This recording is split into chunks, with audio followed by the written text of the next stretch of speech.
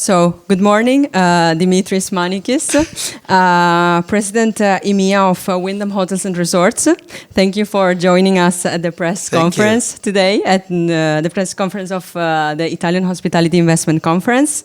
So I would right away start with the fact that Wyndham has a portfolio in Italy since many years, I would say, now of 5 hotels, all in the upscale segment. So my first curiosity is what are the expansion plans for the upcoming years, and if there are any upcoming projects in the luxury segment? First of all, thank you, Irina. That's great to be here. It's a great opportunity. I was really impressed by the number of people who attended the conference and the buzz inside and outside, because sometimes you've got more buzz outside than you've got inside the room. So one of the things that I think I said it yesterday, Wyndham has been a bit late to the party in Italy. I saw this morning the numbers in Italy and how Italy is performing and the rebound after COVID. So I have to say that for us, yes, we do have 5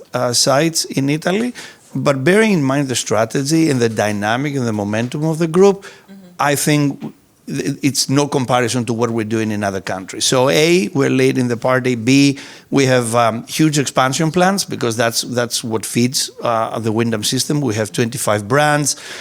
We are among the biggest hotel chains in many countries across the EMEA region.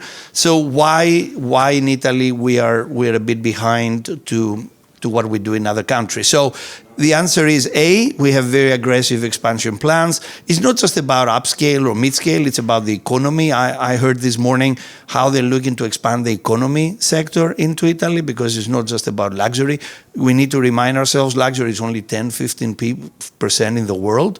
The rest, 85%, it's mid-scale and economy. So we are the leaders in that space, and we're very keen to bring those brands into Italy. So expansion, yes. Mid-scale economy, yes. Upscale where it needed, with the right partner in the right city. And foremost is how can we actually do it in a proper way, in a sustainable way, with the right partners, with the right white label operators, because as you know, we only franchise, we don't manage. So we need to find the right partners that can deliver a great experience to the guests. I would also say that the luxury segment is becoming a bit crowded in Italy. We have a pipeline of around 140 hotels in the coming years. So it's great. I'm happy to hear that chains are also more and more concentrated in lower scales. And I saw this morning again that they were talking about how many cities in Italy actually charge more than $1,000 a night. Yeah. And I'm thinking, the democratization of travel, and one of the mottos that Wyndham always has, make travel possible for all. We believe in the democratization of travel. Travel is not just for the elite. Travel is for everybody. We're going to have 1.4 billion people traveling around the world this year. They're not all rich and famous, are they? They wish they were, or I wish I was, but that's not the case. So we believe in the democratization of travel. We believe that we make travel possible for all. So I believe Italy has a product in the tier 2 and tier 3 cities that has a lot to offer to so many clients out there, and we're very keen to play a very strategic role in making sure that that actually happens. Thank you. You were mentioning before how actually you expand through franchising. So my second question was actually about if you are considering expanding with other business models such as leases or HMA contracts. Yeah, look, we are purely a franchise business. In EMEA, which is Europe, Middle East, Eurasia, and Africa, which is my region, we have about 680 hotels now operational. We manage about 17, 18 of those, and predominantly in the Middle East. Franchising is what we do. If we have the right owner at the right market, under the right circumstances, we're not going to say no to the managed possibilities. For example, we just opened an amazingly beautiful hotel, the Dolce Versailles, outside of Versailles, the Palace of Versailles, and this is a managed hotel. We manage that hotel. So it's not like a dogmatic, no, we don't manage. We manage with under the right circumstances, with the right owner, in the right destination, and with the right brand. So I'm not going to say no, but we have to remind ourselves first, and then everybody else, that we're predominantly a franchise business. Okay. Okay. Also in Italy, in the last years, I've seen the statistics show how the management contracts are becoming, let's say, easier to sign, because before Italian owners were a bit skeptical about management contracts, but now it's becoming... Look, the Italian market is going through a transformation, right? Predominantly, again, family-owned business. Owners are getting older. Kids are not interested. There is a transformation happening in Spain, in Portugal, in Greece, in Italy, where most of the hospitality was actually in the hands of families. Yeah. So as you see the previous generation going or getting older, you will see a lot of changes happening in that space as well. So in Italy, is inevitable that it's going to happen in the next 5 to 10 years. Yeah, we have seen how the change with the generational change that you were mentioning are more open to investment funds or let's say outsiders. Yeah.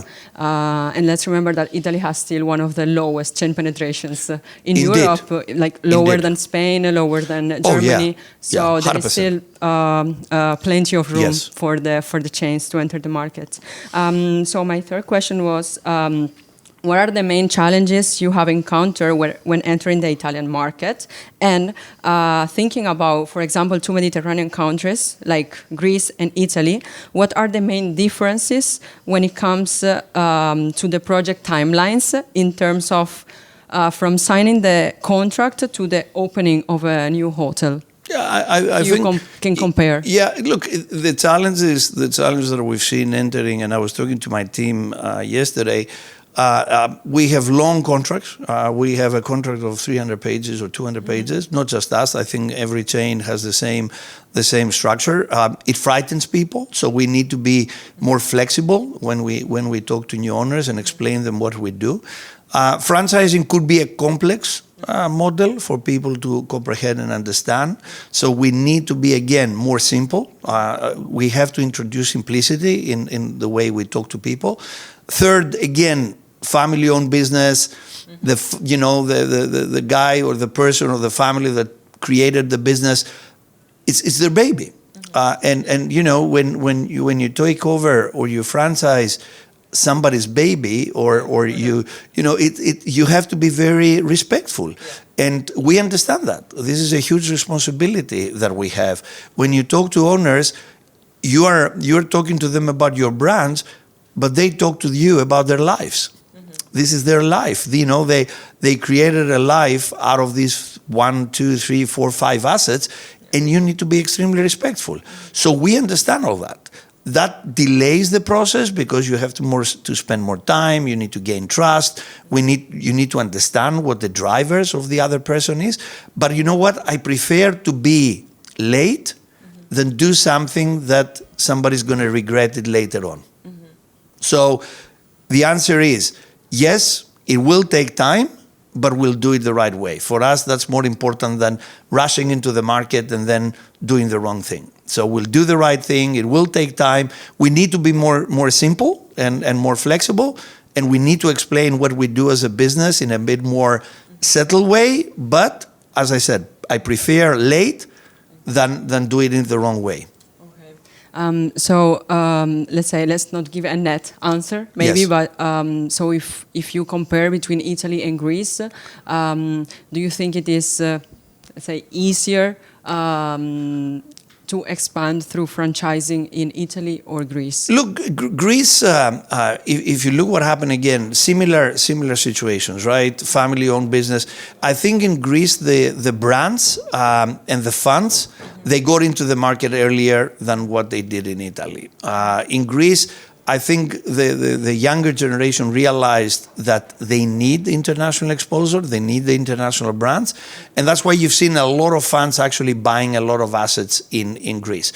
I think Italy is going to follow. You see how many people are here today from the funds and from the private equity. Why? Because they see that fundamental change happening in Italy as well.